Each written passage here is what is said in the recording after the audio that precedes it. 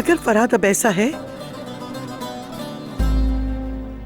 तो कसूर और गुनाह भी मेरा है। अगर तुम्हें गुस्सा करना है तो मुझ पे करो, अगर सजा देनी है तो मुझे दो।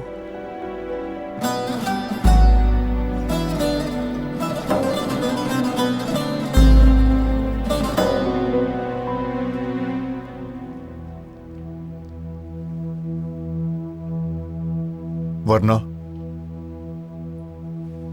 क्या आप मुझे कभी माफ ना करने की धमकी देंगी?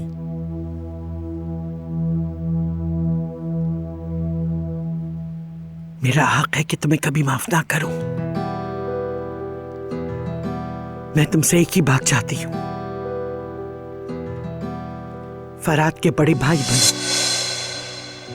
अपना हाथ उससे ना खींचो, उसका पीछा मत छोड़ो। जिस तरह तुम जिहान को चाहते हो वैसे ही फरहाद को भी चाहो। और तुमसे कुछ नहीं चाहिए और ना किसी चीज की ख्वाहिश है।